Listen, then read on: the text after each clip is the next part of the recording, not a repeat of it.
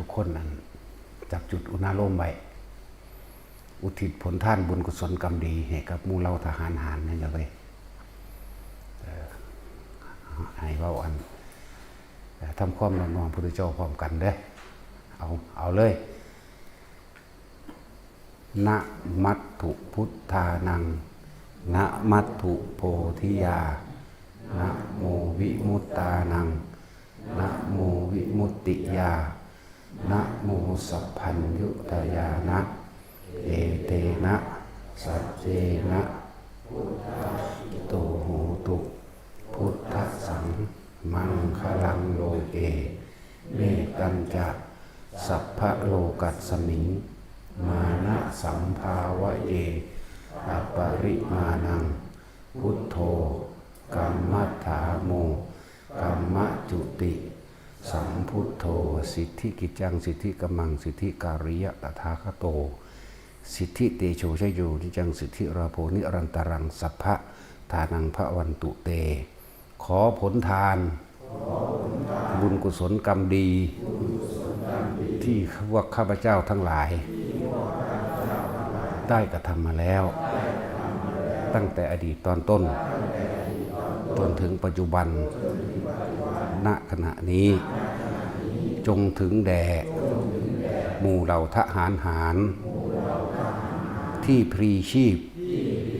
รักษาแผ่นดินไทยขอท่านทั้งหลายจงได้รับส่วนบุญอันมี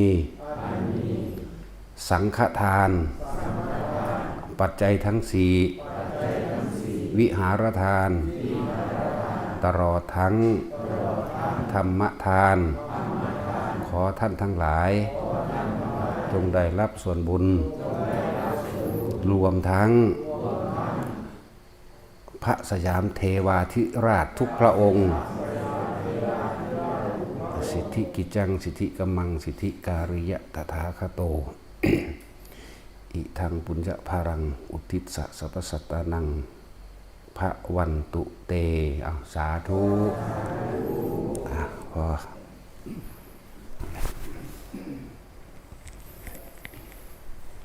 มีการอุทิศผลทานบุญกุศลกรรมดีให้เขาแน่แหละว่าเขาเสียสละพลีชีพเพื่อพวกเขาทุกๆคนรักษาเป็นดินไว้พวกนี้เขาบ่ได้ตกนรกหรอกพวกที่สละตัวเองเพื่อให้ผู้อื่นอยู่สุขสบายคือพวกทหารบ่ได้แม่นแค่ว่าทหารเฉพาะประเทศไทยเด้ทหารประเทศอื่นก็ตามมันสิมีตราอาญาแผ่นดินนี่เป็นของพิเศษแน่อันนี้เป็นเรื่องกฎของกรรม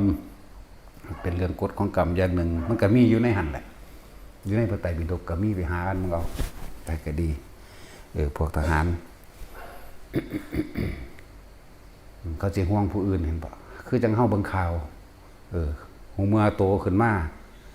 มีแต่สิขึ้นเป็นลบไม่รถมันเป็นจังไดจังซี่เด้นั่นแหละพวกนี้เขาเอิ้นว่าพวกพลีชีพเพื่อผู้อื่นได้นั่นแหละแต่พวกเฮาก็อยู่สบายๆอย่างนี้ก็เพราะว่าบุญกุศลที่พวกเฮาเฮ็ดมาแบบนี้แหละเฮาเฮ็ดมาเรื่อยๆจนเรียกว่าบุญนี่เกิดกลายเป็นบุญญาฤทธิ์คือมันปกป้องพวกเขาเองบ่ให้ไปอยู่ในหม่องอันตรายนะอะไรนี่คือผลของบุญกุศลกรรมดีที่พวกเขาเฮ็ดนะคือเขาเฮ็ดมาบ่แม่นสิ่งศักดิ์สิทธิ์อื่นๆเด้พวกเขาเองเฮ็ดเองเด้เข้าใจบ่ล่ะนะพวกเขาเองเฮ็ดเองบุญทั้งหลายนั้นเกิดกลายเป็นบุญญาฤทธิ์หรือมคสิทธิฌานที่เป็นเครื่องปกปักรักษาให้เฮาเข้าสู่หนทางอันเป็นจิตหนึ่งเลิศมคสิทธิฌานรักษาประคองทางตรงอันนี้ไว้เพื่อสิให้ถึงที่สุดคือพระนิพพานนั่นแหละจังว่าเฮาบ่ได้ไปลบน้ำเขาแต่ว่าเฮาก็อยู่สุขสบายเพราะว่าเขาจึงเรียกว่าระลึกนึกถึงบุญคุณของบุคคลที่ทำคุณเอาไว้ในการก่อนนี่คือระลึกนึกถึงพวกเขาเกิดมาเป็น พื่อนร่วมชาติก็ว่า หรือว่าเป็นเพื่อนเกิดแก่เก็บตายด้วยกันทั้งหมดทั้งสิ้นก็ว่าบ่ได้ว่าทหารไทยนะสำหรับหลวงพ่อเองก็คือทอกันเสมอเบิดโลกนี่เลยบ่แม่นว่าเข้าข้างประเทศใดประเทศหนึ่งบ่ได้เข้าข้างทหารไทยเด้แต่ว่านี่คือแต่เฮาอยู่ในประเทศนี้ก็ต้องบอกไปตามสมมุติแห่งประเทศนี้เดินว่าอยู่ในประเทศอันสมควรนะครับว่าล่ะเฮาก็ต้องอุทิศบุญนี้แหละบ่ได้ว่าแต่อุทิศบุญให้หมู่ที่เพิ่นตายไปแล้วบ่ต้องนรกดอกนะพวกทหารหมู่นี่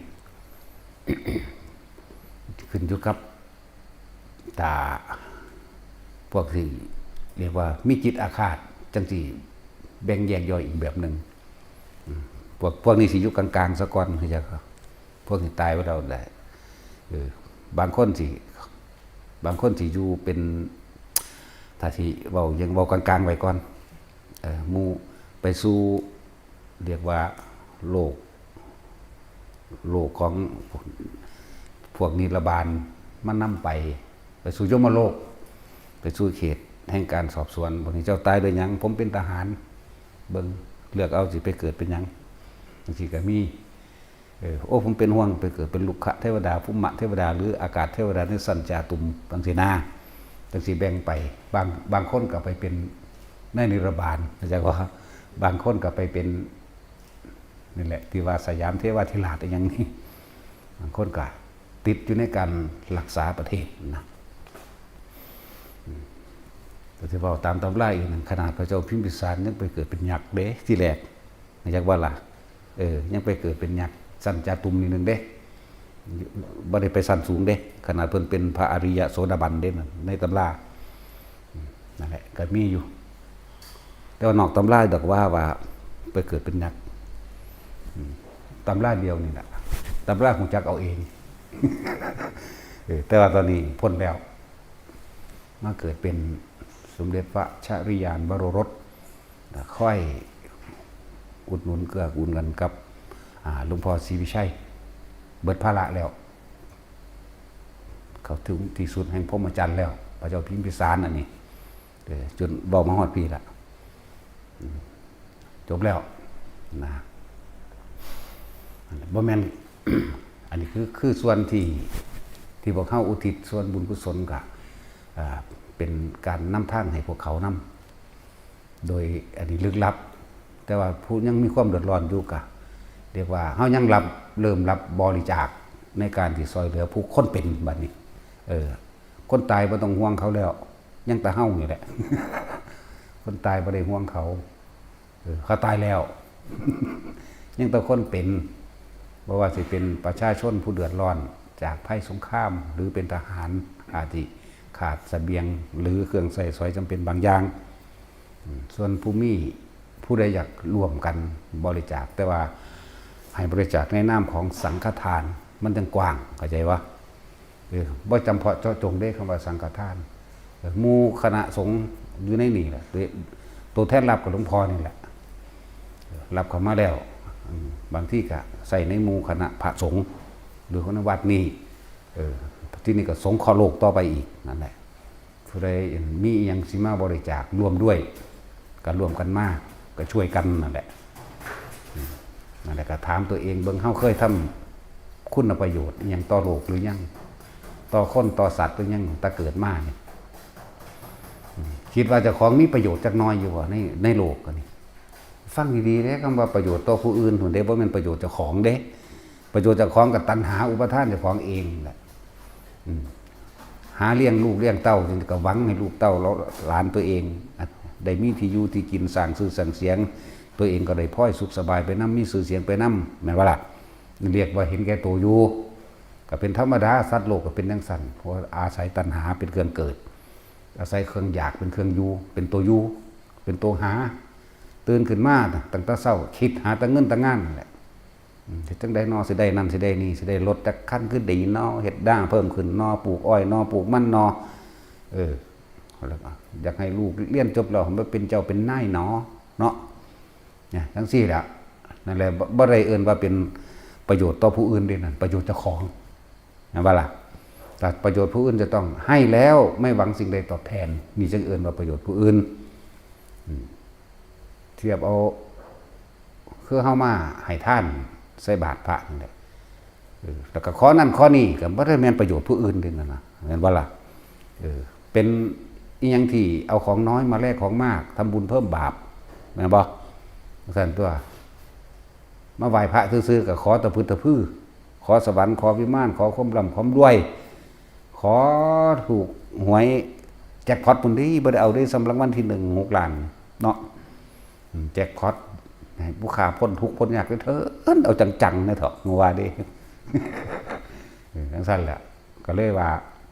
ถามตัวเองเบิ่งเด้อตั้งแต่เกิดมาเนี่ยเคยทำประโยชน์อิหยังจักอย่างอยู่บ่ประโยชน์นี้ประโยชน์เพื่อผู้อื่นเด้ทั้งคนและสัตว์โดยไม่หวังสิ่งใดตอบแทนเด้ซอยเหลือคนตกทุกข์ได้ยากก็ตามซอยหรือเอาเงินค่ารถให้คนให้เวลาเขาตกรถตกล่าหรือเอา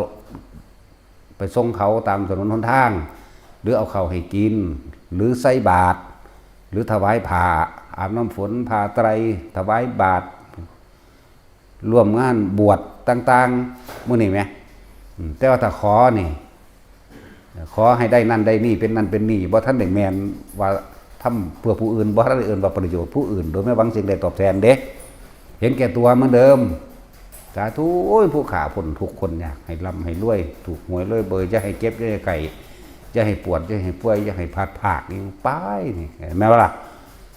นั่นแหละอันนี้บ่ได้เอิ้นว่าประโยชน์ผู้อื่นเอิ้นว่าเห็นแก่ตัวเหมือนเดิมเฮ็ดไปตามตัณหาอุปทานแห่งตนบัดนี้ปลูกต้นไม้เคยปลูกอยู่บ่ปลูกฟรีๆปลูกแบบอยากให้มันเกิดเป็นได้ความร่มเย็นให้คนได้กินให้สัตว์ได้กินได้อยู่ได้อาศัยมื้อนี้แหมเฮ็ดถนนหนทางมื้อนี้เอานะทั้งนั้นแหละว่าถามตัวเองเบิ่งเด้อตั้งแต่เกิดมาพวกเจ้าเคยเฮ็ดอีหยังขึ้นแก่โลกหรือยังนี่ปลูกต้นไม้นี่ปลูกบ่ได้หวังว่าสิเอาไปค้ำไปขายหยังบ่ได้ขายปลูกไว้ทั้งกินเองแน่ทั้งให้ทานแน่นั่นแหละเห็นบ่ล่ะว่าตั้งแต่มีการมีงานอยู่ไสเนี่ยเป็น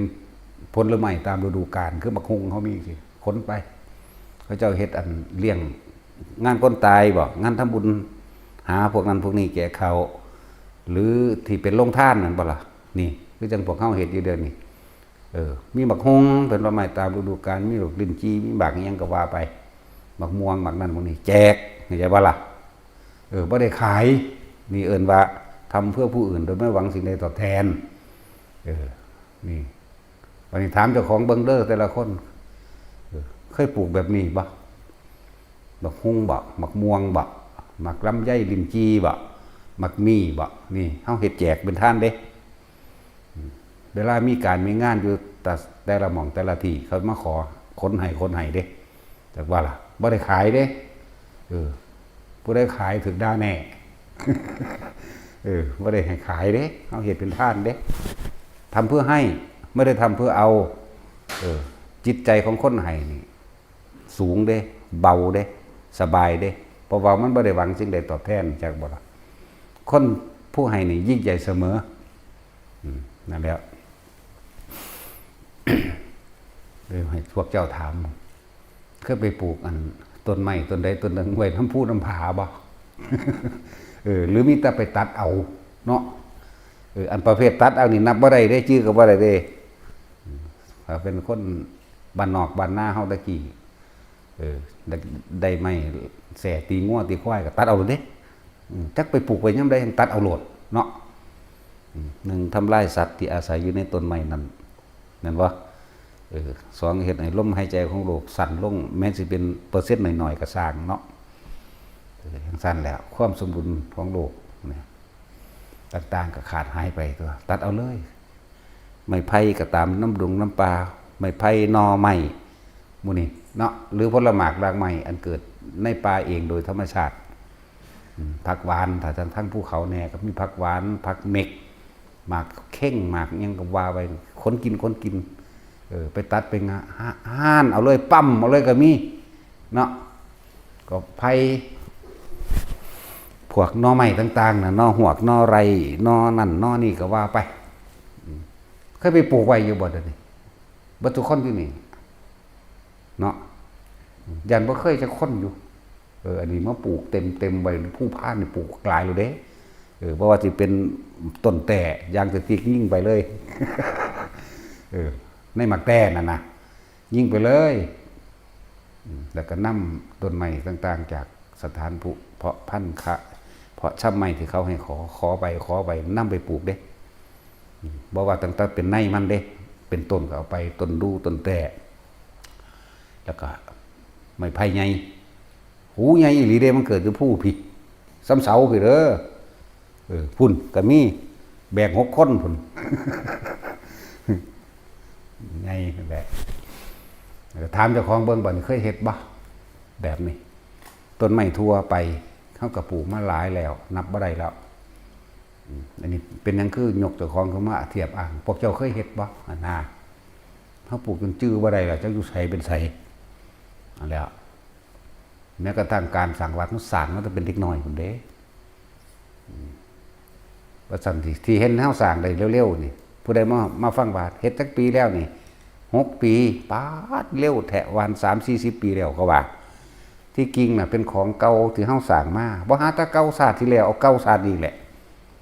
พูนตั้งแต่เป็นสัตว์พญาให้หลวงปู่นวลหลวงปู่พรหมมูลนั่นแหละไปตัด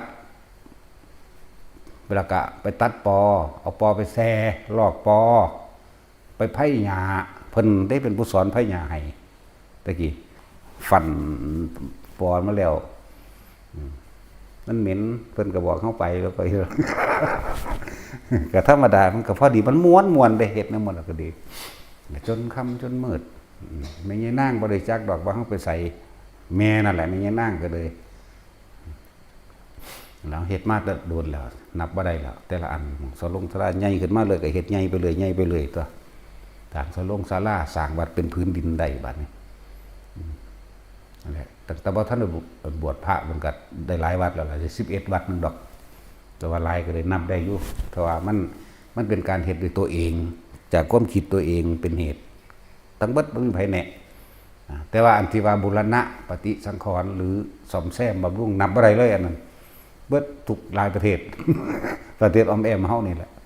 พม่าก็ตามลาวก็ตามไทยเขมรก็ตามสร้างออมแอมไปเบิดล่ะนั่นแหละ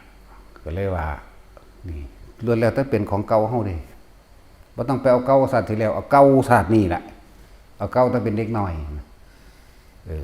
รับใส่ครูบาอาจารย์จังซี่บ่ได้บอกญาติเด้ว่าแต่เห็นเพิ่นมาแล่นไปญาติเอาดํตีนน้ำมือโลดเด้คนเฒ่าตะกี้เขาจะเอาไปขัวหอยหาบนั่นหาบนี้มาตะหน้าเนาะแล่นไปญาติเอาอยู่ในบ้านโลดเด้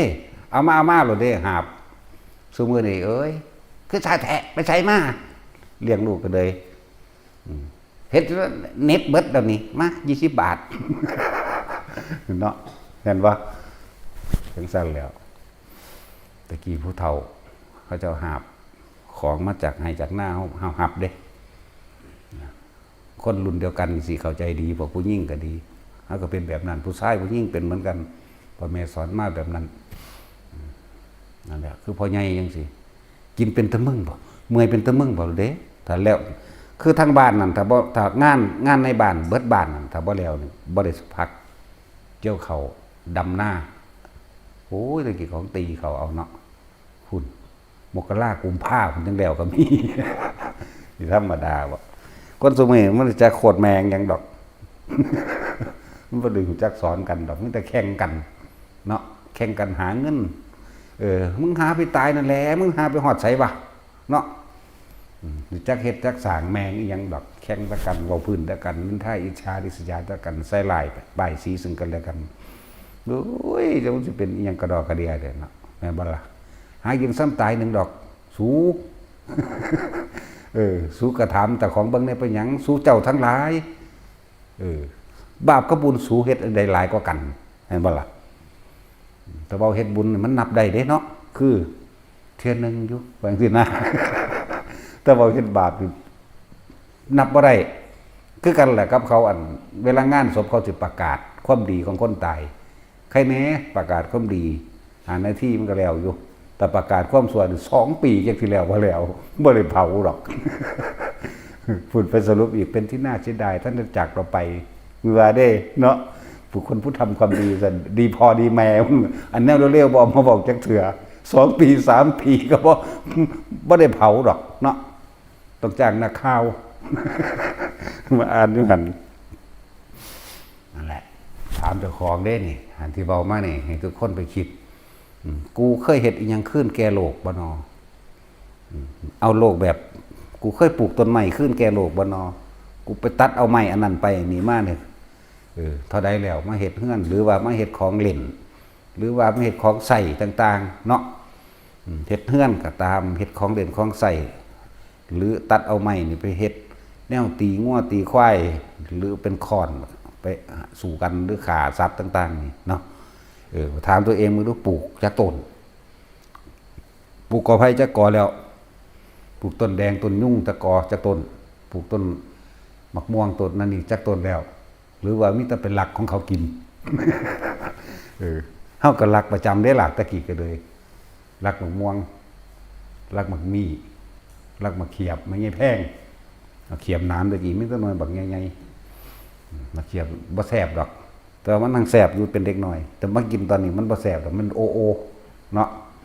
เขาเอิ้นทุเรียนน้ำบ่ทางภาคใต้แล้วพวกเขาเอิ้นมาเขียบน้ำเขียบหนังก็ว่าไปปลูกต้นกล้วยจากต้นแล้วปลูกกอไผ่จากกอแล้วถามเจ้าของเด้อเคยขึ้นให้แก่โลกบ่แต่ละคนนั่นนะปลูกต้นดูต้นแดงต้นยุ่งต้นนั้นต้นนี้สารพัดปลูกต้นมะม่วงปลูกต้นมะดินกีลำไยมะเฟืองมะไฟชโยโหเฮลนี่ปลูกมาเท่าใดแล้วหรือบ่เคยปลูกจักเทื่อเนาะปลูกต้นจันทร์จักต้นแล้วตูดบนโพจักต้นแน่จังซี่แล้ว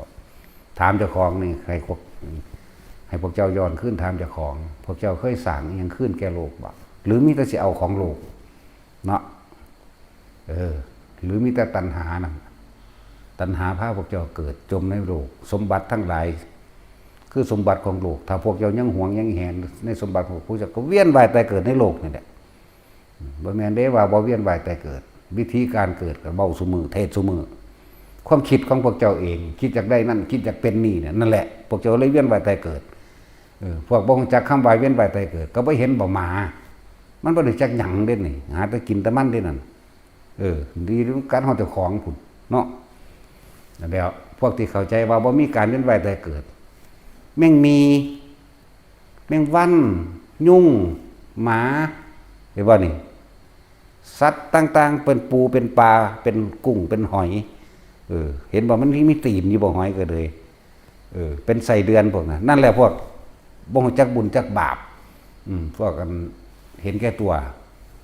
ปวกมันนั่นดิมันมาจากไสคนคักๆเด้อน่ะนั่นแหละเพราะว่าอยากได้สมบัติของโลกอยากรวยก็ผู้ใดอยากรวยก็หมู่บัดอยากสุขสบายก็หมู่บัดรังแกข่มเหงก้าวตูใส่ร้ายทำร้ายปล้นกี่ขาข่มขืนขี้ตัวให้คนเสียชีวิตทรัพย์สินพร้อมแต่ว่าได้มากกับสลองกินเหล้าเมายาอกหักผิดหวังกับกินเหล้าเมายาดีบ่ดีกับฆ่าตัวตายบางคนก็ฆ่าตัวตายบางคนก็ฆ่าผู้อื่นตายเนาะจังสั้นแล้วสมบัติต่างๆมันเป็นของโลกเลยแต่พวกเจ้าบ่ขึ้นแก่โลกพวกเจ้าก็เวียนว่ายไปเกิดในโลกนี่ละวะภาษาเกิดมาหากินซ้ำตายซื่อๆยังกระดอกกระเดี่ยเห็นคนนี่เนาะนั่นแหละ ก็เคยเฮ็ดอีหยังเพื่อผู้อื่นโดยบ่หวังสิ่งตอบแทนบ่นี่มองมันสบายอยากบ่ให้การให้นี่เป็นการสื่อสารที่ดีที่สุดของหมู่มนุษย์ทั้งหลายตลอดทั้งสัตว์นั่นบ่ล่ะคือเฮาเอาเข้าให้หมานี่มันมีประโยชน์เด้มันได้ผลประโยชน์จากเฮาเด้มันแกล้งหางดิกๆมันเนาะหางซั่นแล้วมันก็พึงพอใจเฮาตัวมันก็บ่กัดเฮา เห็นบ่ล่ะการซอยเหลือสัตว์ต่างๆบ่ว่าสิสร้างบ่ว่าสิแมวบ่ว่าสิหยังก็แล้วแต่มันสิจื้อเฮาเองเลิ่นว่าเป็นการสื่อสารที่ดีที่สุดส่วนคนมื้อนี้ก็คือกันถ้าเฮาได้ให้นั่นให้นี่ไปเลยเขาก็จื้อก็จำเขาก็รักษาเฮาเองตัวนั่นบ่ล่ะนอกจากคนพาลเด้อคนพาลบอกจังได๋ก็พาลแมงคือเอา พวกยุ่งพวกนี้เดียดดาดมองหันมองนี้ กัดพวกยุ่งพวกปีงก็ยังมีตั้งหลายชนิดเนาะบ่ว่าสิปีงข้าวปีงเข็มบ่ว่าสิปีงโคกครอบเด้นั่นแหละจำแนกแจกออกไปหมายถึงตัณหาอุปทานของเจ้าของเด้นี่เฮ็ดให้กระทำสิ่งต่างๆสารพัดในความเห็นแก่ตัวอยากได้อยากดีอยากมีอยากเป็นขาก็ได้ปนกี้ข่มขืนข่มเหงขี้ตัวหลอกต้มสารพัดแต่สิเฮ็ดได้ทั้งปึ๊ดคอยกูได้มานั่นแหละพวกบ่เชื่อว่าบุญมีบาปมีพวกบ่เชื่อว่ากระทำกรรมสิ่งใดย่อมได้รับผลของกรรมนั้นสืบไปพวกเป็นจังซั่นแหละวิธีการเกิดก็บอกอยู่เฮาเคยกระทำกรรมสิ่งใดการกระทำนั่นแหละแปลว่ากรรมบ่ได้แม่นว่ามีสิ่งวิเศษหรือผู้ศักดิ์สิทธิ์หรือเจ้ากรรมนายเวรทั้งใดมาเสกมาดลบันดาลหรือว่ามีเจ้ากรรมว่ามึงต้องไปทางดีเด้อมึงต้องไปทางเลวเด้อมึงไปสวรรค์เด้อมึงไปนรกเด้อบ่ได้มีผู้ใดดลบันดาลเด้การกระทำที่ตัวเองฝังไว้ในจิตใจนี่ฝังไว้ในความรู้สึกนึกคิดเจ้าของเองนี่เด้ว่าคนสิตายนี่คือว่าไปห่วงหน้าไปห่วงลูกห่วงหลานนั่นแหละวิธีแห่งการเกิดคือการคิดนั่นแหละคิดห่วงกังวลนั่นเกิดความรู้สึกพอใจบ้างบ่พอใจบ้างอันนั้นแหละโตการเวียนว่ายตายเกิดของสัตว์เป็นทั้งสั้นเพราะว่าพวกเจ้าบ่ปล่อยบ่ว่างยังอยากได้อยากดีมีเป็นอยู่เวลาแต่คนที่ฝึกตนเองดีแล้วนะจิตไม่มีที่ตั้งก็หมายถึงว่าบ่ไปคิดถึงบุคคลสัตว์สิ่งของต่างๆหู้แล้วโลกนี้เป็นอนิจจังหาความจริงลังอย่างยืดบ่ได้โลกนี้เป็นทุกข์แต่เฮาเข้าไปยึดโลกนี้เป็นอนัตตาต้นไม้เกิดต้นไม้ตายเฮือนเฮาสร้างมาแล้วก็เดินหน้าเข้าสู่ความพังทำลายตัวเองตั้งแต่เกิดมาตั้งเป็นเด็กน้อยก็อาศัยข้าวน้ำขนมกุมมากต่างๆใหญ่มาสุดท้ายก็หิวร้อนหนาวนั่นวาดกุราสารพัดสุดท้ายป่วยหรือบ่ป่วย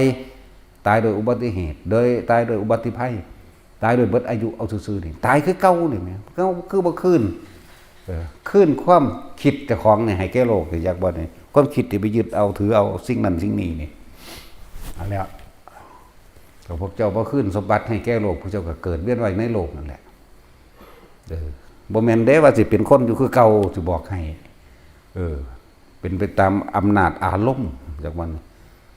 จะไปพึ่งพอใจอยู่ในเลือกสวนไรหน้าสวนยางกูกำลังงามโอ้ยไปห่วงมันสิขายได้ปีละเท่านั้นเพราะนี่ใจผู้นั้นกีดแบ่งเคืองกันจังสั่นจังสี่สารพัดเสือกตายซ้ำดีบ่ดีไปหาเกิดเป็นหนอนน้ำต้นยางกันเป็นหนอนบ่เป็นยุ่งบ่เป็นแมงมุมบ่เป็นกับแก่เป็นขี้เกียมงูเขียวสารพัดอันนั้นแหละวิธีการเกิดของหมูสัตว์ผู้บรรลุว่ามีการเวียนว่ายตายเกิดก็ควบพวกนั้นแหละจากว่าก็เพราะว่ามันบ่ได้ฟังธรรมมันบ่ได้ฟังความจริงมันบ่เสือธรรมะธรรมนี่คือความจริงของทุกชีวิตสรรพสัตว์เกิดขึ้นมาแล้วต้องแก่ต้องเก็บต้องตายเท่านั้นไม่เป็นอย่างอื่นนี่แหละจึงเอิ้นว่าธรรมตถาคตก็คือธรรมคือความจริงอันนี้แหละมันบ่เชื่อพระพุทธเจ้ามันบ่ฟังนะแต่มันฟังแล้วมันก็เข้าถึงความจริงตัวทุกข์คือหยังเฮาต้องกำหนดรู้เห็นบ่ซั่นกำหนดรู้ว่าทุกข์เป็นจังได๋นะทุกข์ก็เพราะว่าหิวทุกข์เพราะว่าร้อนทุกข์เพราะว่าหนาวทุกข์เพราะว่าเจ็บไข้ได้ป่วยทุกข์เพราะว่าอยากได้สิ่งใดแล้วบ่ได้ดังใจก็เป็นทุกข์ตัวทุกข์เพราะว่าพัดพรากจากสิ่งที่รักแม่นหยังล่ะสิ่งที่เฮาหักเฮาแพงเฮาหวงเฮาแหนนั่นน่ะผัวกับเมียนั่นแหละลูกกับหลานมันแหละให้หน้ามันนั่นเด้ทรัพย์สมบัติต่างๆมันทุกข์เพราะว่าอันนั้นแหละนั่นแหละพวกเจ้าก็ปรุงแต่งคิดนึกนั่นแหละวิธีการเกิดของสัตว์ทั้งหลายหวงรถหวงมอเตอร์ไซค์หวงรถใหญ่รถน้อยหวงทองหวงเงินสารพัดอันนั้นแหละทุกข์จักบ่หวงนั่นน่ะซะแล้วแต่พวกเจ้าบ่ปล่อยบ่ว่างจากสิ่งทั้งหลายเจ้าก็ไปเกิดนั่นแหละทรัพย์สมบัติทั้งหลายพาพวกเจ้าเกิดเองพวกเจ้าเองนั่นเด้คิดเองไปถึงเองนี่วิธีการเกิดนี่คือความจริงที่สัตว์โลกทั้งหลายนั้นไปแต่เกิดเพราะว่ามันบ่รู้ว่ามีบุญมีบาปเพราะว่ามันบ่รู้ว่ากรรมแปลว่าการกระทำของตนเพราะว่ามันบ่รู้หนทางแห่งการดับทุกข์จากว่าล่ะเพิ่นเลยเอิ้นว่าอวิชชา อวิชชาปัญญาสังขาราสังขารปัจจยาวิญญาณังวิญญาณปัจจยานามรูปังนี่บ่เข้าใจดอกถ้าขนาดแปลเอาแท้ๆก็ยังพอแห้งอยู่เนาะเพราะว่าความบ่รู้จึงคิดไปต่างๆนานาสารพัดอภิชานี่คือไม่รู้เป็นปัจจัยมันเกิดสังขารคือความคิดสังขารเป็นปัจจัยมันเกิดวิญญาณก็คือความรู้สึกพอใจบ่พอใจวิญญาณเป็นปัจจัยมันเกิดนามรูปก็นามกับอารมณ์นั่นล่ะรูปก็คือมองสิเฮาสิไปจุติไปเกิดไปใส่นั่นแหละคือร่างกายคนนี่เอิ้นว่ารูปนามรูปเป็นปัจจัยเกิดอายตนะตาหูจมูกลิ้นกายใจเอิ้นอายตนะอายตนะเป็นปัจจัยเกิดผัสสะคือการเห็นรูปรสกลิ่นเสียงสัมผัสอารมณ์ความรู้สึกเป็นปัจจัยบังเกิดเวทนาเวทนาก็คือความรู้สึก3อย่างพอใจมั่งบ่พอใจมั่งกับอุเบกขาซื่อๆคำว่าอุเบกขานี่แทบสิบ่มีเลยในชีวิตคนนี่เนาะคนมันแปลว่าวุ่นวายอุเบกขาบ่มีมันเลยบ่มีตัวหยุดตัวอย่างตัวสติจากว่าอุเบกขานี่แหละสติก็เลยเป็นเวทนาเป็นปัจจัยบังเกิดตัณหาคือความอยากกามตัณหาภวตัณหาวิภวตัณหาตัณหาก็เป็นปัจจัยอุปทานอุปทานคือความยึดอยากเป็นนักสัตว์อยากเป็นนักซี่อยากได้นั่นอยากอันนี้เหตุแบบนั้นเหตุแบบนี้เอิ้นว่าอุปทานก็เกิดอารมณ์ความรู้สึกพอใจแล้วพอใจเป็นปัจจัยบังเกิดภพเป็นเหตุทั้งหลายให้พวกเข้าไปจุติปฏิสนธิวิญญาณในภพนั้นๆภพจึงเป็นดั่งพื้นนาเป็นที่รองรับสรรพสัตว์ทั้งหลายที่เกิดสรรพสัตว์ทั้งหลายสิ่งยังมีตัณหาและอุปทานอยู่ภพจึงเป็นดุจดั่งพื้นนาเป็นสถานที่เกิดกามภพมีอย่างแน่สวรรค์6ชั้นมนุษย์และก็เดรัจฉานตลอดทั้งอบายภูมิอบายภพนี่แหละภพนั่นแล้วรูปประภพกับภพแหละพวกทรงฌานพวกเจริญฌานหรือเข้าฌานพวกนี้อรูปภพกับฌานในอรูปฌานทั้งสี่แล้วภพคำว่าภพรูปภพสินะนั่นแหละถ้าคนมาฟังธรรมแล้วมันสิหาวิธีทางออกในตัวเองได้ตัวบัดนี้เห็นบ่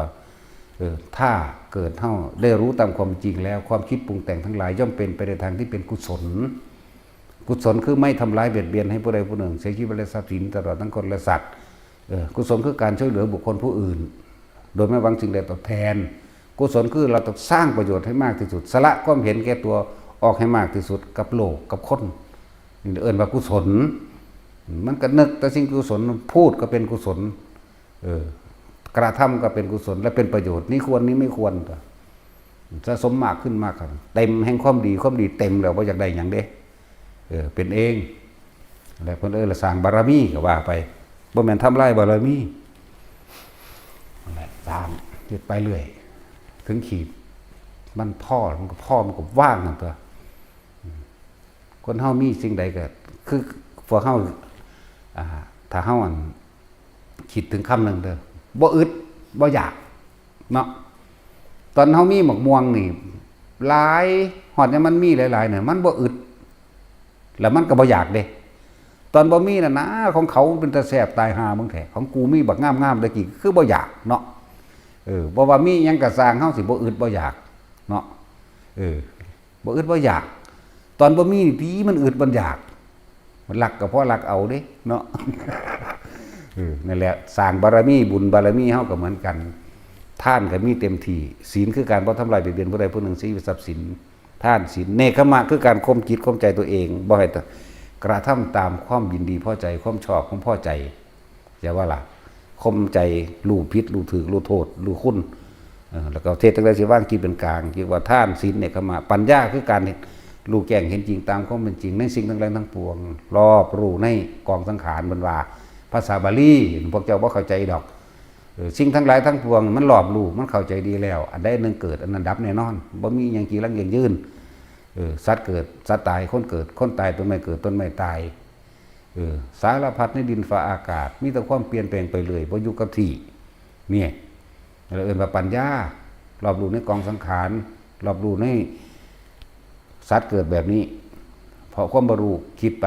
สารพัดไปในการกระทำทั้งบุญและบาปสัตว์เกิดแบบนี้สัตว์ที่ไม่เกิดคือบ่คิดบ่นึกบ่ปรุงบ่แต่งในความอยากได้ดีมีเป็นอย่างแบบนี้เอิ้นว่าปัญญาเมื่อมันรอบรู้เนี่ยก็วิริยะก็มีความเพียรตัวเพียรพยายามสิ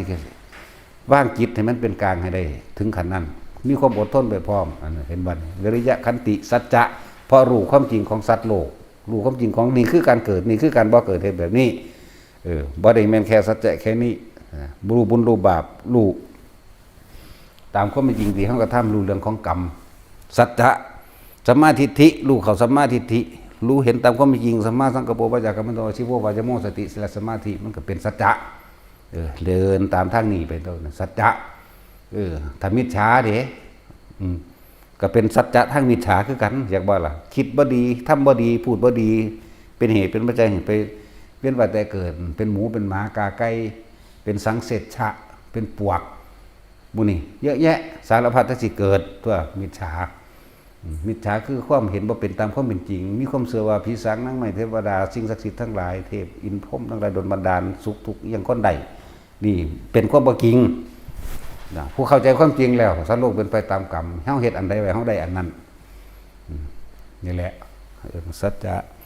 อธิษฐานแปลว่าตั้งใจเมื่อมันรู้ความจริงแบบนี้แล้วก็ตั้งใจมุ่งมั่นสู่จุดหมายคือกูต้องคลายกิเลสคลายตัณหาละตัณหาละอุปทานพอเฮาเห็นโทษเห็นทุกข์แล้วก็เลยตั้งใจมุ่งมั่นสู่จุดหมายเลื่อนว่าอธิษฐานบารมีเมื่อตั้งใจมุ่งมั่นสู่จุดหมายแล้วเครื่องเดินเครื่องใส่หรือสัตว์โลกต้องมีเมตตาก็เลยทำตัวเองเป็นคนที่มีเมตตาการไม่ทำร้ายเบียดเบียนผู้อื่นในชีวิตทรัพย์สินก็เป็นเมตตาแล้วรักผู้อื่นเสมอด้วยตนรักตนเสมอด้วยผู้อื่นถ้าเรารักตัวเองจริงๆแล้วเราก็จะไม่ทำร้ายใครเลยเพราะเรารู้แล้วว่ากรรมทั้งหลายคือการกระทำร้ายผู้อื่นก็เหมือนกับทำร้ายตัวเองเป็นบริษัททั้งสั้นตัวมันกับบ่เฮ็ดมันก็เป็นเมตตาซอยเหลือแบ่งปันสารพัดต่างๆนานาเมื่อเก้าอย่างนี่เต็มที่แล้วจากบ่นี่มันบ่อึดแล้วมันก็บ่อยากมันก็เป็นอุเบกขาทันตัวทานศีลเนกขมะปัญญาวิริยะขันติสัจจะอธิษฐานเมตตาลงสุดท้ายอุเบกขามันบ่ว่างจิตเป็นกลางในสิ่งทั้งหลายทั้งปวงนะคือพวกเฮาล่ะเฮ็ดไปเรื่อยๆเฮาเฮ็ดบุญมามากแล้วมันทั้งสิสะท้อนขึ้นมาหาตัวเองแบบกูเฮ็ดไปเฮ็ดหยังในเมื่อกูบ่อยากได้มันว่างดอกเว้ยเห็นบ่ล่ะแล้วเอิ้นว่าบ่อึดบ่อยากถ้ามันอึดมันอยากคือหยังนี่เด้เนาะพวกเจ้าเคยอยากกินบักม่วงเขาบ่ต้องเอาไก่ดอกหน้าตอนเจ้าของมีอากลากนี่ 2-3 ต้นนี่บ่เฮ้ยบ่ใส่บ่แซ่บของเจ้าของนี่เนาะแต่ของผู้อื่นน้อยอยากคือหยังนี่จังเป็นหยังกระดอกกระเดียเนาะแม่นว่าตัดสินสิไปเกิดเป็นเมืองมุมหรือขี้เข็บนั่นแหละถามตัวเอง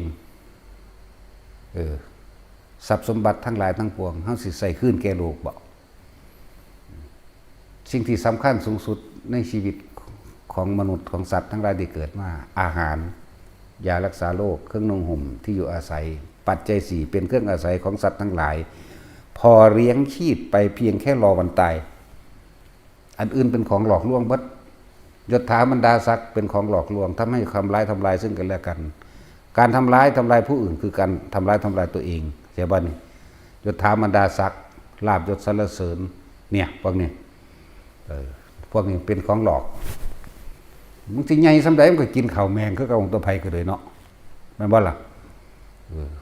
ทั่วโลกเขาว่าประธานาธิบดีใหญ่เขาว่านายกใหญ่ก็เห็นกินข้าวอยู่ได้ล่ะนะมันบ่ได้กินก้อนหินเด้เห็นว่าซั่นมันก็กินข้าวคือเก่าตัวนี่แหละจังว่าอาหารสำคัญที่สุดมันก็กินข้าวกินน้ำคือกันตัวนักวิทยาศาสตร์มันผลิตเครื่องนั้นเครื่องนี้คิดคนนั้นคิดคนนี้มันเป็นแม่มันเป็นหยังมันยังบ่คิดคนเครื่องป้องกันแก้กันเจ็บกันตายแม่นบ่ล่ะมันไปคิดคนแมงยังตั้งระเบิดปรมาณูนิวเคลียร์มาฆ่าคนอยู่หั่นโอ้ยลูกเขาอีหานี่มึงสันดานปึกจังซั่นแล้วมันเป็นหยังมันก็บ่คิดคนเครื่องป้องกันป่วยป้องกันตายแม่นบ่ล่ะแล้วสร้างยานอวกาศไปในที่ไกลๆมันคือบ่สร้างขี่หนีป้องกันความตายเด้เนาะมันคิดออกหาแมวยังแต่นั่งมาฆ่ากันแท้แม่นบ่สัตว์ปืนรุ่นนั้นรุ่นนี้โอ้ยสารพัดนั่นแหละนักกฎหมาย มันเป็นแม่มันยังคือบอกออกกฎหมายว่าผู้ใดกระทำตามกฎนี้ จะได้รับการงดเว้นจากความป่วยความแก่และความตาย มันคือบอกพากันออกแม้ทั่วโลกนี่แม่เนาะลูกเขาอีหากฎหมายนี่ก็เลยมีแต่ไว้แต่มาบังคับข่มเหงใจกันเห็นป่ะท่านกฎหมายมันก็จัดการได้แต่ครับคนถูกเท่านั้นแหละมันบ่ได้จัดการคนรวยได้ดอกมาสีแม่มึงนี่เนาะออกมาหาโคตรพอโคตรแม่มึงออกมาหาจับได้ทำโทษได้เฉพาะคนจนตัดไม้มันเผาทานจับจูดเฟื่องนำหน้าจับผิดกฎหมายท่านว่ากฎหมายที่มาสีแม่มึงนี่ เนาะโรงงานบ่มอยู่ตลอดปีเป็น10 ปี20 ปีเผาเฟื่องหน่อยๆจะไปจับเขาโอ้ยหรือเขาอีหามาสีแม่มึงนี่เนาะเห็นบ่ล่ะมันคือบ่พากันออกมาตราห้ามป่วยและห้ามตายนะนี่คือบ่มีเอาเนาะตำรวจมื้อนั้นมันเป็นแมงยังบ่จับความตายไว้บ่ให้ผู้ใดตายตำรวจก็ดีผ่านแมงไปเบิดเด้บัดนี้เนาะ เมื่อหาจับกินบีแมงแต่คนทุกๆยากๆพวกสู้กันเองสู้คือบ่พากันจับกันเองนะพวกโจรในคาบเครื่องแบบแม่นบ่ล่ะโจรถูกกฎหมายเนาะพวกนี้เฮาว่าตำรวจดีๆก็มีอยู่นะเขาว่าบอกกูเคยพอตั้งแต่เร็วๆทั้งนั้นเลย ถ้ากูเกิดบ้านกูบ่พอผู้ดีจักเทื่อแต่พอกูเองเป็นตำรวจก็กินแต่เหล้า กูสิให้สุผู้อื่นดีว่าแต่ทางใดพุ่นไปหาขูดนั่นเขามากินเหล้าล่ะแน่จังซั่นแล้วก็ความจริงก็เป็นจังซี่แต่พอกูเป็นตำรวจก็หาขูดคนแต่กินแต่เหล้าแม่เนาะจังซั่นแล้วตัวเฮาเองก็พอแต่แนวนั้นคือกันเด้บัดนี้โอ้ยแต่อยู่เฮือนก็พอแบบนั้น จังซั่นแล้วจับเขาอยู่หังปล่อยเอามา80 บาท ตะกี้มันบ่ได้แพงมันใดดอกบ่เอาหลายดอกบ่คือซุมื้อนี้นั่นแหละตำรวจก็คือว่าเฮ็ดจับมันบ่ให้ตายแหมเนาะสัตว์แมงเบิดคู่ทางโลกก็คือกันมันเป็นหยังบ่สอนวิชาบ่ให้ตายแน่บ่สัตว์จังซั่นแล้วทหารก็คือบ่รบกับความตายแน่เนาะเลยวิชาทางโลกล้วนแล้วแต่สอนกันให้เห็นแก่ตัวสอนกันให้ทำลายซึ่งกันและกันวิชาทั้งโลกบ่อาจสามารถแก้ปัญหาโลกได้เลยบ่อาจสามารถที่จะเฮ็ดให้คนเข้าถึงที่สุดแห่งความทุกข์ได้เลยบ่อาจสามารถเฮ็ดให้คนบ่กลับมาเกิดได้มีแต่วิชาทางธรรมเท่านั้นมีพระพุทธเจ้าผู้เดียวเท่านั้นเข้าใจบ่ล่ะพระพุทธเจ้าผู้เดียวเท่านั้นเด้ที่สอนให้เฮาออกจากการเวียนว่ายตายเกิดสอนให้พวกเฮาพ้นออกจากความทุกข์ได้เลยเท่านั้นเด้อดังนั้นบ่มีแต่กินกันเนาะนั่นแล้วคิดเบิ่งเด้อในคำว่าสีอสงไขยแสนกับนี่มีพระพุทธเจ้าเกิดมาจากองค์ชื่อใดบ่พระพุทธเจ้าจากองค์เด้อเอาไล่เบิ่งดูพระพุทธเจ้า28 องค์ที่เฮาท่องกันไล่ไปที่ตันหังกโรนี่ที่เป็นพุทธธรรมนายพระพุทธเจ้าเฮาแม่นบ่ไล่มาที่เท่าใด25 องค์เด้สีสงไขยขนาดนับบ่ได้คิดเบิ่งเด้อ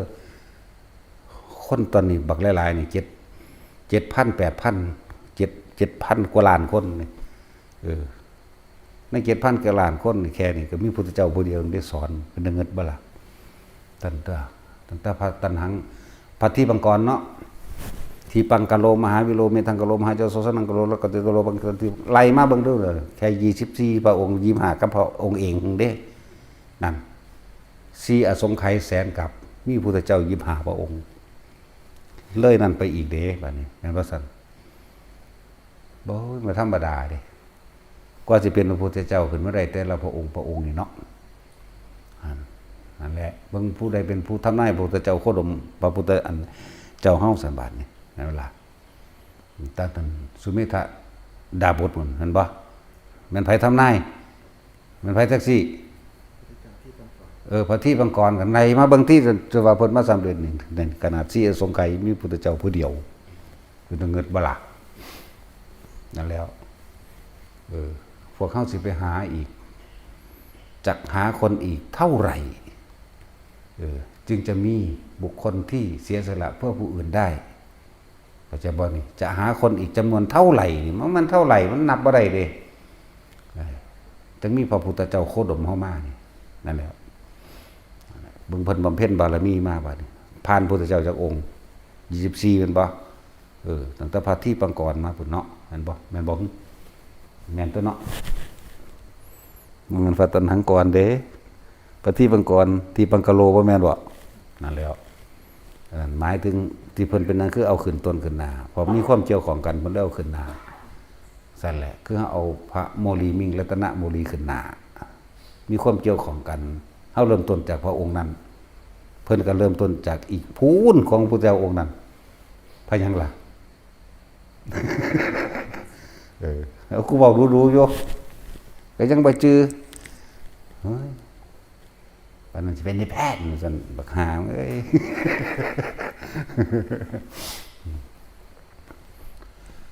องค์แรกที่เพิ่นปรารถนาเรียกว่าเป็นปฐมของเพิ่นพระปุราณทีปังกะโลปูนตาเพิ่นเป็นนางวิสุทธิดาอย่างเป็นน้องของพระพุทธเจ้าสมตัวนั้นน่ะอยากว่าละบาดนั่นแหละคำว่าปฐมของพระพุทธเจ้าเฮาองค์ปฐมบางใดก็หาบ่เห็นดอกไกลปานนี้แล้วเป็นกุศโลบายของการสอนของเพิ่นซื่อๆดอกกันว่าคนเฮาว่าตายยังขึ้นจากเป็นรุ่นแรกโลดเนาะพายพระว่าองค์ปฐมพระพุทธเจ้าองค์ปฐมเก่งกว่าหมู่เลยพระพุทธเจ้าย่อมเสมอด้วยพระพุทธเจ้าบ่มีเลื่อมล้ำต่ำสูงเสมอกันเบิดแล้วสิไปหาองค์ปฐมของโลกของจักรวาลนี่มันหาบ่เห็นมันไกลเกินพระพุทธโคดมก็บ่ได้เคยเว้าเรื่องพระองค์ปฐมเข้าใจบ่ล่ะบ่เคยเว้านี่แต่ว่าโหยหาต้นไม่ได้หาปลายไม่มีจักสิเอาตัวใดเป็นตัวตั้งถ้าแม่นปฐมแห่งความปรารถนานั่นมีอยู่เว้าได้อยู่นั่นมันบ่สัตว์เหมือนกับว่าปฐมกัปปฐมกัปนี่คือไผพระกะกุสันโธพระโกนาคัมนัสสะพระกัสสปะแล้วก็พระพุทธเจ้าโคตมะเฮานี่จังสิอริยะก็จบในกัปนี่ภัตตรกัปนี่มีหาองค์นึงเด้นี่เท่าไรเอาสงไขนับเอาปูนกับข้างหน้าเป็นสารมันดกัปปุ่นบาดนี่จังมีอีกพระพุทธเจ้าไปอีกบาดนี่นั่นล่ะขนาดนั้นเด้นับประมาณบ่ได้โดยจากคลายความสงสัยหลายๆคนนำแน่คำว่าพุทธเจ้าองค์ปฐมเก่งกว่าหมู่เขาว่าบ่แม่นเด้อพระพุทธเจ้าย่อมเสมอด้วยพุทธเจ้าบ่มีหยังเหลื่อมล้ำต่ำสูงกว่ากันถึงแม้นว่า สัพพันรังสีของพุทธเจ้าเฮาออกเพียงว่าเดียวแต่ว่าถ้าพระองค์ท่านจักปรารถนาให้ไปทั่วจักรวาลหรือแสนโกฏจักรวาลหรือหาประมาณไม่ได้ก็ทำได้เสมอกันพระมังคละพุทธเจ้าออกได้ 10,000 โยชน์จังสิเข้าใจว่าล่ะถ้าจะปรารถนาให้สั้นลงก็สั้นได้ถ้าจะปรารถนาให้ไปทั่วจักรวาลก็ทั่วได้เสมอกันสอนอริยสัจสี่ปฏิจจสมุปบาทเสมอกันหายสงสัยซะพวกเราจะเข้าใจว่าพระพุทธเจ้าองค์นั้นเก่งกว่าองค์นี้เก่งกว่าหลายแต่พระสงฆ์จังว่ามีความสามารถต่างกันอยู่เป็นเอตทัคคะเป็นผู้เลิศเฉพาะทางแก้หายสิสงสัยต่อไปกันแล้วแต่ก็ไปเกิดกับความสงสัยนั่นแหละพระพุทธเจ้าองค์ปฐมเก่งกว่าหมู่ว่าซ่านเขาเว้ากันว่าถ้าพวกท่านยังมีสิ่งใดยังยึดติดสิ่งใดพวกท่านทั้งหลายก็จะติดอยู่สิ่งนั้นเกิดเวียนว่ายแต่เกิดอยู่กับสิ่งที่พวกท่านมีนั่นแหละมีอย่างมีองค์ปฐมแล้วก็เข้าใจว่าเก่งเข้าใจว่าแบบนั้นแบบนี้พวกเจ้าก็ฆ่าอยู่หันเด้พุทธเจ้าเฮาถ้าที่เว้าตามที่เพิ่นเว้ากับพระอานนท์ว่าประมาณการเวลาใดบ่พุทธเจ้าระลึกในปุเพนิวาสานุสติญาณหรือดึกอดีตชาติขึ้นหลังหาต้นบ่ได้เพิ่นต้องขึ้นมาเห็นบ่นี่100 อสงไขย 1,000 อสงไขย 100,000 อสงไขย ล้านอสงไขยเพิ่นไล่ขึ้นไปมันบ่มีหม้องจบเพิ่นก็เลยว่าหาต้นบ่ได้หาปลายบ่มีอีกเพิ่นก็เลยต้องอยู่ในปัจจุบันและอย่าพากันตื่นเต้นแต่ว่าองค์ปฐมเก่งกว่าหมู่หลายพุทธเจ้าเสมอกันเบิดองค์ใดก็สร้างทอกันเลยนั่นแหละคนนี่มันเป็นบาปน้ำรุนแรงเนาะ พวกหูเจ้าหูจักว่ารุ่นแรกว่าสิฟ้ามาได้อันสมมุติเอาคือจังหลวงปู่คู่รุ่นแรกจังซี่บ่มีผู้ใดสนใจเพิ่นเด้นั่นเนาะจนว่าเพิ่นไปว่านลงน้ำเพราะแต่เพิ่นดังขึ้นมาแบบนํหารุ่นแรกเด้มันกูกับรุ่นแรก ผู้นี้ก็ศิษย์รุ่นแรกผู้นี้ศิษย์รุ่นแรกมีแต่ไล่เพิ่นเบิดนั่นแหละรุ่นแรกเนาะพอตาเพิ่นตายแล้วบ้าอ้างรวดว่ารุ่นแรกสั้นแล้วบ่มีรุ่นหยังดอกให้พากันว่างซะในความเห็นต่างๆว่าองค์นั้นเก่งองค์นี้เก่งบัดนี้พุทธเจ้าก็ละอาสวะได้เสมอกันกับพระสงฆ์นี่แหละบ่ละบาดนี่โตเสมอกันนิพพานแล้วบ่มีผู้ใดสูงผู้ใดต่ำเด้บ่มีว่าผู้ใดใหญ่เด้รู้จักบ่เหลือแต่สมมุติเท่านั้นเด้เวลาเพิ่นแสดงสมมุติให้เฮาเบิ่งเพิ่นก็แสดงเพราะว่าโลกต้องอาศัยสมมุติซะก่อนจนกว่าจะเข้าถึงวิมุตติถ้าวิมุตติกับวิมุตติกันเลยนั่นคนทั้งหลายสิบ่เคารพนับถือกันจักว่าล่ะนั่นแล้วโอ้เลยเถิดเวลาบาดนี่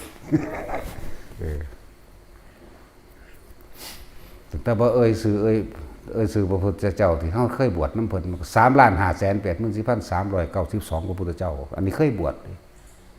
บวชโดยเอหิภิกขุเธอจงเป็นภิกษุมาเถิดทำอันเราให้กายดีแล้วนี่เคยบวชมันยังมานั่งเป็นบาเว้าอยู่เดียวดีอยู่ฮู้จักบ่ล่ะ3 ล้านกว่าพวกเจ้าฮอดบ่ฮู้จักจักมีบ่มีเดี๋ยวนี้เนาะพากันคิดอยู่เดี๋ยวนี้ก็ดีเฮาฮู้จักฮอดพุ่นแล้วนั่นแล้วที่เฮาบ่ซื้อมานี่ปุ้ยนับประมาณบ่ได้เด้มัน3 ล้านโกดบวก 500,000 โกดบวกพุ่นน่ะแต่เฮาเกิดมานี่แต่ได้บวชกับพระพุทธเจ้าทุกพระองค์แต่หังบวชปลายศาสนาพระโคดมเฮาบวชปลายศาสนาเอิ้นว่าบวชปลายศาสนาบ่แม่นหักก็บวชเด้บวชตะโดนคักแล้วเล่นบวชปลายศาสนาบ่แม่นหักก็บวชเดี๋ยวนี้เด้บวชตะโดนคักแล้วจักว่าล่ะต้องซั่นแล้วแต่ว่าพวกเฮานี่บ่ทันได้ฮู้จักฮอดตนเองอยู่เนาะแท็กซี่มึงมาแตะไสนรกบ่ ตัดสินมาจากไสเปรตกับสัตว์นรกเดรัจฉานแปลงสันเด้เนาะฮู้จักบ่ซ้ำนึงนี่ก็คือสิตายนึงเฮาฮู้จักหลายปานนั้นก็ยังโอ้มึงมานั่งหยังอยู่นี้อยู่เนาะนั่นแหละคืนตัณหาคืนอุปทานคืนทรัพย์สมบัติทั้งหลายแก่โลกซะอย่าอยากได้อยากดีอยากมีอยากเป็นแต่ว่าให้ฮู้จักคำว่ามัชฌิมาปฏิปทาในการใช้ชีวิตเลี้ยงชีพแบบใดภาษาหากินซ้ำตายหนึ่งดอกพวกเจ้าจะอ่างแต่ว่าบ่มีเวลามาฟังธรรมมาปฏิบัติธรรมหลายบาดเกิดอุบัติเหตุรถซั่นกันตูมเข้าหันมันคือแล่นเข้าโรงพยาบาลโลดโอ้ยเดี๋ยวไปเฮ็ดเวียกนั้นแล้วก่อนจังสิเข้าดอกคือบ่พากันว่าเนาะอีหลีเด้นี่เฮาเบิ่งโอ้ยเกษียณก่อนว่าซั่นตายก่อนเกษียณก็มีอันนั้นอันนี้ก่อนแย่งมันมาแหน่นั่นบ่ซั่นนั่นแหละสมบัติทั้งหลายมันมีค่าแก่โลกแล้วคนก็เวียนว่ายตายเกิดเพราะว่าพวกเจ้าเห็นค่าของสิ่งเหล่านั้นพวกเจ้าบ่เห็นค่าเห็นค่าของใจตัวเองเฮ็ดอีหยังต่างๆได้แต่ความเห็นแก่ตัวแล้วพาเฮ็ด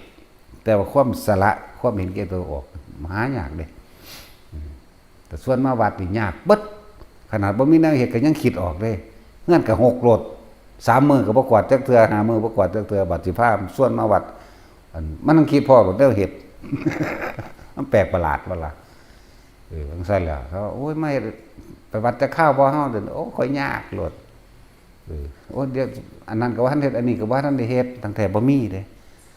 คือว่านี่ผู้หนึงมาซื้อของอยู่นำตลาดส่วนกันไปวัดจะข้าวบ่เฮาโอ้ค่อยยากอยู่นี่แหมบาดอันรถเป็นส้นกันตูมขาหักเข้าโรงพยาบาลซ้ำคือบ่ไปเฮ็ดอันมันยากซะก่อนจังเข้าโรงพยาบาลเนาะแม่นบ่ซั่นเอาคิดเบิ่งดีเด้อพวกเจ้าคิดทันบ่เด้อมันก็ยากอันนั้นยากอันนี้บัดป่วยจังซี่แหมคือบ่เฮ็ดอันนี้มันยากซะก่อนจังป่วยบัดรถชนกันแข้งขาหักหัวแตกถูกยิงนู่นนี่ถูกไฟไหม้น้ำร้อนลวกเฮ็ดอันมันยากซะก่อนจังไปโรงพยาบาลเนาะอันถ้ามันอยู่ดีเป็นปกติบ่อย่างมาเด้หางคนหูก็บ่มีแล้วตาก็ข้างเดียวบ่แห้งแล้วจังมา เนาะร่างกายก็ตุกตั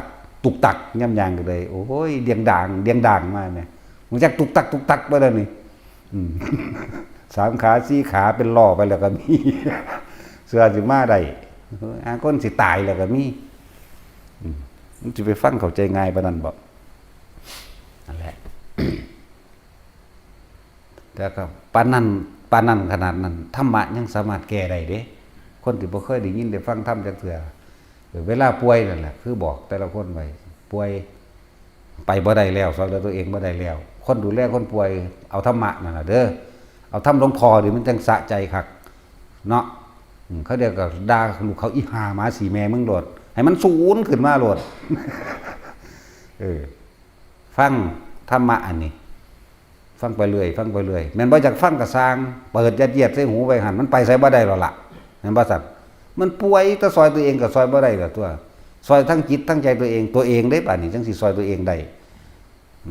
ความเจ็บปวดนี่มันมีผู้ใดรองรับกันได้มีแต่ความวางจิตวางใจเท่านั้นในตนเองเท่านั้นมันบ่ล่ะเมื่อฟังธรรมะแล้วจิตมันก็เริ่มเข้าใจธรรมเองแหละเข้าใจความจริงที่ของเป็นมาฟังไปฟังมามันน้อมมันหลับมันเห็นความจริงที่ตัวเองเฮ็ดมาคือพวกเจ้าทำบุญแลกของนั่นแหละนั่นว่าซั่นไปทำบุญว่าซั่นพุ่นไปขอตะพึดตะพื้อบางคนบ่ได้ทำอีหยังเลยจุดตูปจุดเทียนซื้อขอเอาว่าซั่นกับพระพุทธรูปอันนั้นบางคนก็ขอน้ำศาลหลักเมืองเสาไม้อันนั้นแหละเนาะขอน้ำสร้างน้ำสิงโตไปทั่วทีมนั่นแหละขอน้ำงูน้ำเหยี่ยวเกี่ยวกับฟอมขอน้ำขี้ขันขากมันนั่นแหละเห็นบ่ซั่นตะสินก็ขอมาแล้วได้น้ำขี้ขันขากหงายท้องขึ้นมันเป็นเหล็กโอ้ยมันมีสมองก็เป็นซั่นล่ะวะซั่นล่ะคนมันไปบ่ได้คนป่วยเปิดธรรมะให้ฟังมันสิจมแล้วก็สร้างแต่เก่งจริงคือบ่เซาเอาเองเนาะแม่นบ่ซั่นสิจมแนวใดมึงสิเก่งทำใดล่ะว่ามึงเก่งไปตายคือเก่าตัวเปิดยัดเยียดใส่ในหูนั่นเปิดไปเปิดมาก็คอยทุเลาเบาบางลงเองดอกคอยยอมรับความจริงมันยอมรับความจริงได้เริ่มบรรเทาความทุกข์เริ่มบรรเทาความทุกข์ได้แล้วเพิ่นก็สอนอยู่ลมหายใจเด้อจังซั่นจังซี่คนฟังธรรมก่อนตายนั่นน่ะก็บ่แม่นว่าสิตายมันฟังมื้อนั้นเด้มันสิศูนย์เด้แต่มื้อเดียวนั่นน่ะฟังไปเรื่อยๆในซะก่อนเด้อเว้ยพวกตายกับตัณหันก็อย่างหนึ่งเด้แต่ป่วยแล้วมันบ่มีแนวเฮ็ดแล้วพวกมาดูแลคนป่วยเนี่ยบีบขาให้กูแหน่ก็บีบกูฮ้อนก็เฮ็ดให้นั่นนี่กูหนาวเอาไปมามันรำคาญเฮ็ดน้ำเอาธรรมะนั่นโลดเข้าใจบ่ล่ะซั่นก็ตบปากโลดเว้าดูยังหลายแต่เดี๋ยวนี้จังซี่โลดคนเข้าวัดเข้าว่าก็คือกันบางทีมันลืมสติเด้มันเจ็บมันปวดถ้าลูกเต้ามีอันปฏิภาณไหวพริบแน่ก็ปานนั้นว่าเข้าวัดเข้าว่าพวกเจ้าคือบ่พิจารณาในสิ่งที่พระเพิ่นสอนแหละจังว่าโอเออีหยังนี่เพิ่นคือสอนอยู่เพิ่นก็เกิดมาตายเบิดได้สติขึ้นมาเด้อสิบอกให้สำหรับคนที่มีทุนอยู่แล้วทุนนี่คือพวกเฮาเดี๋ยวนี้แหละมาฟังไว้แล้วแต่บางที่ถือกิเลสตัณหาลากออกไปซะก่อนเนาะ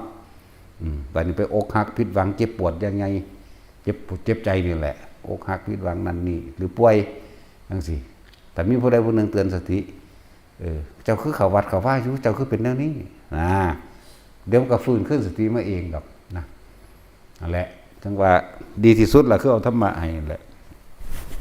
แล้วก็คนฟังธรรมก่อนตาย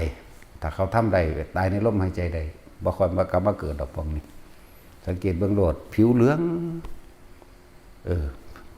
จับเบิ่งก็เป็นธรรมดาคือคนนอนหลับนี่น้ำหนองน้ำเลือดน้ำเนาบ่ไหลออกจากหูดังบ่ออกปากบ่ออกหูบ่ออกตาสังเกตเบิ่งเด้อพวกเฮาเคยเห็นคนตายมาหลายแล้ว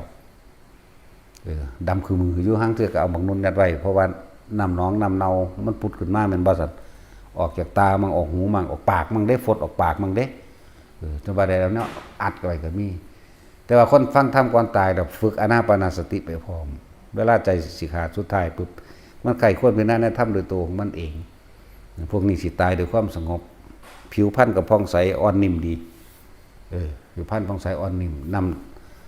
ำหนองน้ำเนาต่างๆกันน่ะบ่ไหลออกหูออกปากออกจมูกคนพวกนี้ส่วนมากไปอนาคามีได้บ่ล่ะ แต่ตัดสินเลยว่าอรหันต์เลยก็มีก็ได้ก็มีทั้งสั้นแหละเดี๋ยวจังว่ามันบ่มีอหยังสิปลอบประโลมกันใดเท่ากับธรรมะนี่แก้การเกิดการตายก็เป็นความจริงของเจ้าของเองแต่ว่าแต่ของบ่เคยฝึกหัดศึกษามาแต่น้อย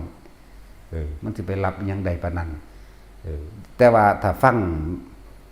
พระคุณสูตรในพระคุณคำว่าพระคุณกับพระนั่นแหละเพิ่นป่วยเป็นโรคพุทธเจ้าไปเอาผ่าต้มน้ำเสร็จแล้วเกิดความสุขเย็นในร่างกายพระพุทธเจ้าก็สอนแสดงธรรมไปพร้อมเสร็จไปพร้อมเด้ใครควรติดตามธรรมไปนำตัวบาดนี่คนเราความจริงของเพิ่นผู้เป็นผู้ป่วยนั่นแหละให้ฟังหลังจากนั้นพระพุทธเจ้าเสด็จถึงเชตวันเรียบร้อยอีกบ่นานก็ตายพระอานนท์ก็บอกกระถามกับบอกนั่นแหละพระคุณะได้ตอนนี้ได้เสียชีวิตแล้วพระเจ้าค่ะบ่ฮู้ว่าคติของพระอานนท์พระคุณะไปไสโอ้เธอเป็นผู้ถึงที่สุดแห่งพรหมจรรย์แล้วอรหันต์ตัวสั้นแล้วในจรคาตขาคนมาตลอดต้นก็เลยภาษาริบุตรต้องไปเทศเอาเนี่ยเทศเอามือเดียวนั่นเด้แต่พวกเข้าเทศโดนๆนี่เด้อพอมันหยาบ พวกเข้ามันเป็นประเภทขี่ชอตอแหลมาตลอดมันมักโกหกมันมักหลอกลวงตัวเองมันเข้าใจว่าตัวเองดีมาตลอดอาจารย์บลาดเลยต้องฟังโดนๆเนี่ยคือต้องถากเอาโดนๆส่วนสิหอดแก่นมันเนาะตะกี้เขาเจ้าบ่ได้ขี่ชอตอแหลเด้คนตะกี้น่ะเป็นคนที่ยอมรับความจริงในโจรคาตเจ้าเริ่มหลักของคนขาคนมาตายอยู่เท่าไหร่7-8 ขวบปุ่นละพวกเราเนี่ยเขาเจ้าเว้าตรงๆได้นั่นขามาเท่าไหร่จื้อบ่ได้มาขาสุดท้ายนี่ร่วมกันทั้งเบิดเท่าไหร่35,000 คนเขาเจ้ากันตรงเด้อสั่นนี่คนมีความสัตย์สัจจะจากบ่นั่นแล้วภาษาริบุตรก็ถามไปถามมาตามไปก็ยอมรับความจริงเราจะหายใจไปพร้อมๆกันสู้ลมหายใจตายซ้ำในอันตำราว่าเป็นพระอนาคามีอยู่สั่นห่วยเขานอกตำราอีกแล้วเป็นอรหันต์เลยผู้แล้วเพราะเขาจะมีขัดสัจจะเขาจะมีความจริงเขาจะยอมรับความจริง